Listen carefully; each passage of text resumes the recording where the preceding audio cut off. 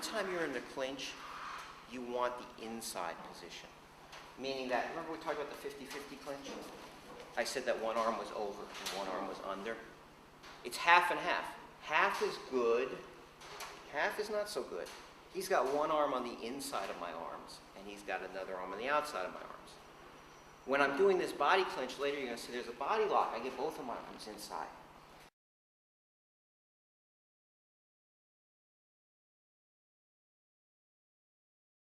This basic pummeling, which is as I put my hand in, he puts his hand in, and we switch.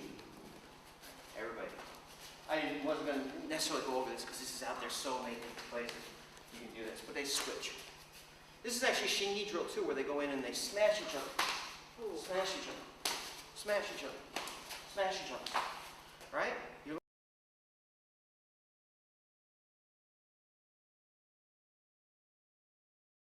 up for my neck. I wasn't paying attention, but now I do pay attention.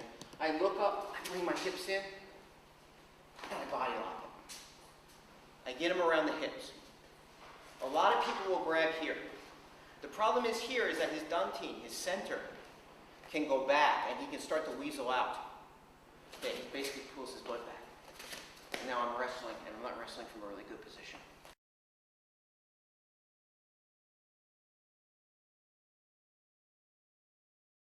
Things that people tell you about the guard position is that you can do two things with it. You can pull people in real tight, or you can push them away.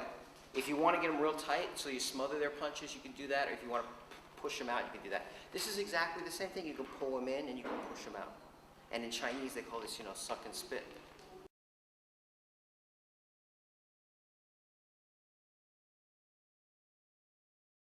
Because if here, I actually have control. Because here, if he suddenly wants to just duck down and tackle me, he can do that.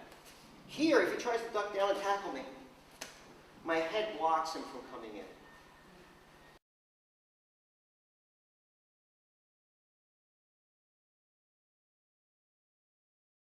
Now, Ian is well trained. He throws the left knee because that's the harder one to block.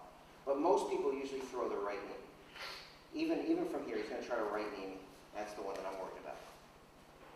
I'm going to do the Superman in a second, and he's going to try to knee me. So are you ready? Okay, go.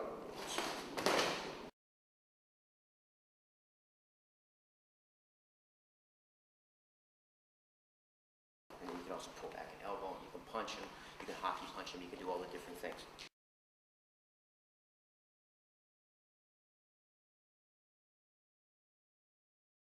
People that they use hooking, and again, I mean, if you think about traditional Chinese styles, they have a lot of hooking, they have a lot of adhering, they have nian, which means clinging.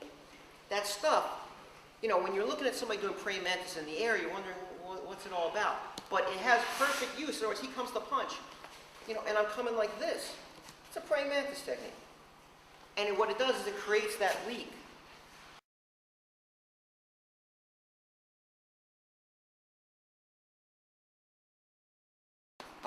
When you reach, put your chin down in your shoulder. A good friend of mine calls this a violin shoulder, and it's a great idea. You hold the violin. Because here, it's hard for him to hit my chin, which is what he wants to knock me out with. If he hits me right on the chin, boom, that's where it's going to hurt. If I'm like this, it's hard. And then the other hand is up. So when I'm reaching, here, it's going to be very hard for him to hit my head. And what will happen is a lot of times what he'll actually do is he'll kind of throw an overhand. And if he's not real careful, it'll be so wide that it's easy to go underneath.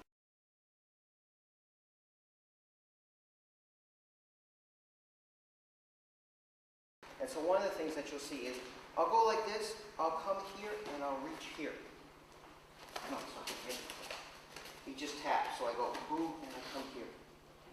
And I pull, and I got it here.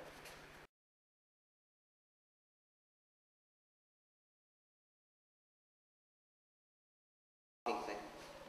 Or I'll be here. Either way, the basic applies. Now, from here, he may try to go backward. If he tries to go backward, I'm just going to come underneath his hips with my thigh and work.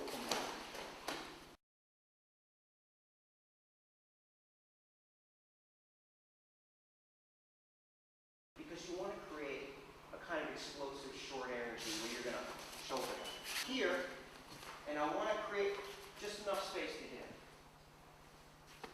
Right, I'm not going to hit him, but I'm going to show you the fudging. It pops him off.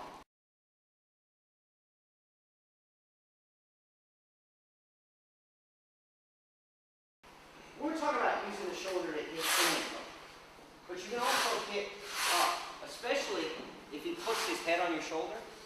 You pop the head up. And then you smash him with your arm. It's basically like a head and arm throw. Whack.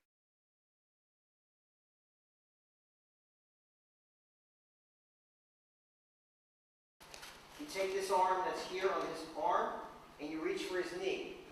Now what you're going to do is this is sometimes called a tomahawk throw, which is you're going to throw this arm like you're throwing a ridge hand, and you're going to step forward. And since he can't step back because I'm blocking his knee,